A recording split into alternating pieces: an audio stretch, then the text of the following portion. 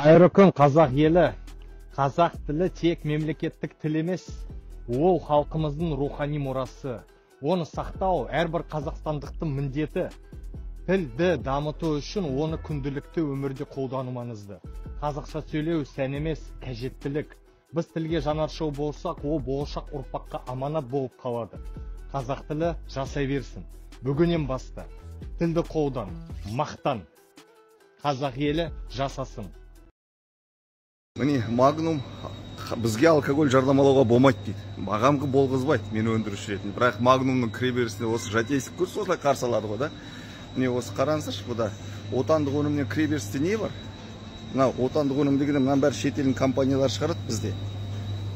Одан қалса Магнум дейсіздер ғой, міне белорусский продукты деп жасайды да. Ал осы жерде іздеңіздерші, қазақстандық полка бар ма?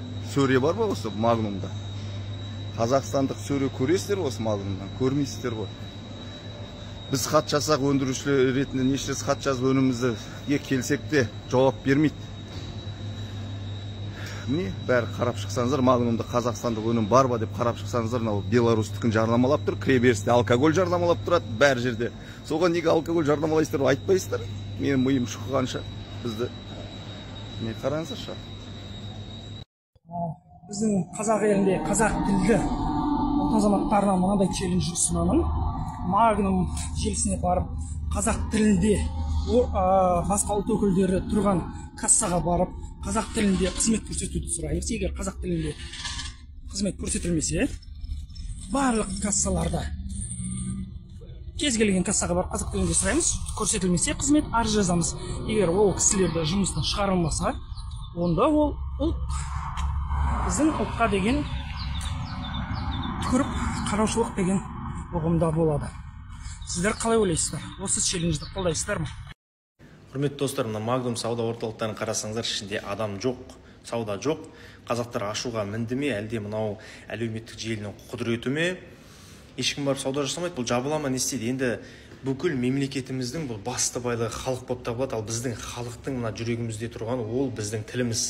Біз қазақ тілінде сөйлейміз, және де кез келген қазақстандық азаматқа қазақша сөйле деп айта аламыз. Не үшін ол біздің мысалы жұмыстан шығарып жіберген екен? Енді көреміз алдағы уақытта не болатынын. Және де толығырақ TikTok бойынша сіз де осылай видеоға шығып, стриммен товар сатып, TikTokпен товар сатқыңыз келсе, осы комментарийге плюс қалдырып жазып кетіңіз. Бүгін сізге тегін сабақ болатын болады. Осы өзіміздің тілімізді өркендетейік, қазақ тілінде бәріміз сөйлейік. Тілі үшін, жер үшін, отан үшін қан төгіскен ата-бабаларымыздың дәл қазіргі ұрпақтары бір-бірімен орысша сөйлеспегені үшін жұмыстан шығарып жатыр. Яғни кім? Қазақты қазақ баласы жұмыстан шығартып жіберген. Яғни орысша емес қазақша жауап беріңізші деген сөзі үшін. Дәл біздің егеменді еліміздегі дәл қазіргі көрініс осындай.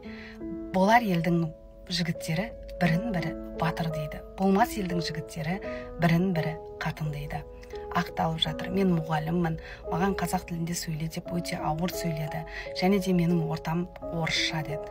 Айналайын, СССР кезінде 70 жыл орыстардың құрамында болса да, қазақ өзінің патриот екенін, қазақ екенін ұмытқан жоқ. Ал егеменді елде отырып, өзінің тіліне құрмет көрсетуді біз бірінші рет көріп отырған жоқпыз. Сондықтан да өз тілдеріңізге әрқашанда құрметпен қараңыздар. Жау алыстан келмейді деген тағы да әдемі сөз бар.